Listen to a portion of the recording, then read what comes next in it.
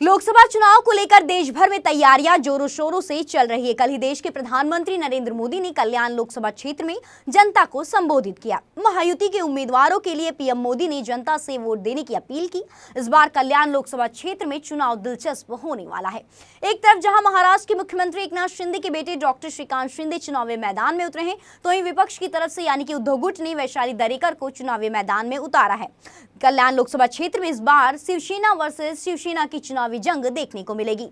तो वहीं अश्विनी केंद्र भी इस बार कल्याण लोकसभा सीट से निर्दलीय चुनाव लड़ रही हैं। अश्विनी केंद्र ने बयान दिया है, कहा कि इस बार कल्याण की जनता बदलाव चाहती है और इस बार जनता किसी नए चेहरे को मौका देगी। उन्होंने कहा कि अगर उनकी जीत होती है तो वह जनता के लिए हर वो अधूरे विकास कार्य करेंगी जो अभी तक शहर में नहीं हुआ है।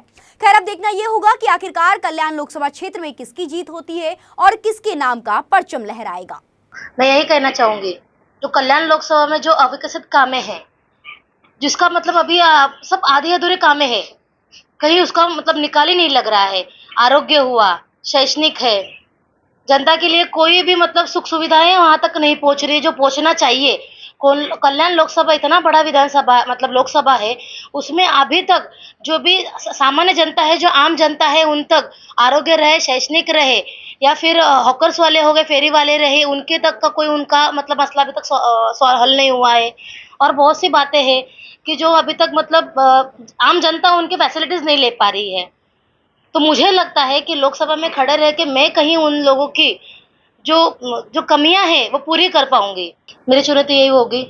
आज तुम सुबह में अगर देखे जाओगे तो आम जनता जो है अपना जो जान है वो हथेली पे लेके चलती। जैसे रेलवे हो गया, रेलवे में देखो कल्याण से जो भर के ट्रेन आती है, दीवा से चढ़ नहीं पाती है। रोजाना कोई ना 4-5 जन रेलवे से मर के घायल हो जाते हैं, कोई मर जाते हैं।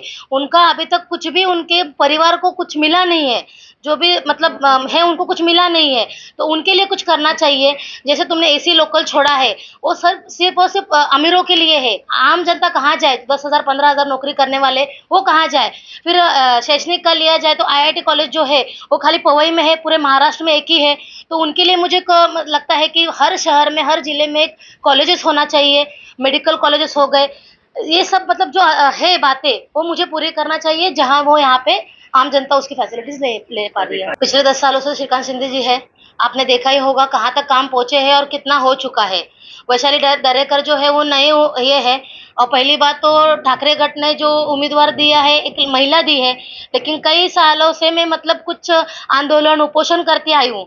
मुझे नहीं लगा कि ठाकरे सरकार को किसी महिला का उन्होंने अभी तक सम्मान किया है या किसी महिला की दखल ली है। फिर भी उन्होंने यहाँ पे लोकसभा में एक महिला दी है, उनको लगा होगा कि महिला ही कुछ कर सकती है, इसलिए महिला को उन्होंने आगे लिया। मैं यही चुनौती देना चाहूंगी, जो वो दो नहीं कर सकते वो मैं कर सकती हूँ, क्योंकि मुझे जिद है।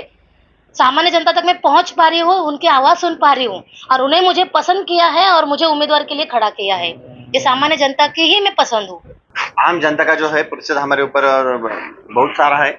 आम जनता हमारे पीछे डट के खड़ी है।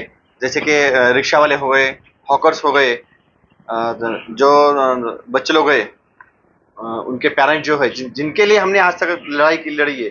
महाराष्ट्र पुलिस पुलिस है, SRPF है, और जो शैक्षणिक जो बच्चे लोग पढ़ाई करते हैं, जो जिनके लिए हमने आंदोलन किया है, वो सब हमारे पीछे खड़े हैं। क्योंकि जो हमारे कल्याण लोकसभा की बात नहीं है, ये हर हमारे भारत देश की बात है। क्योंकि हमारा भारत देश का जो हर बच्चे को मुफ्त में पढ़ाई मिलनी चाहिए।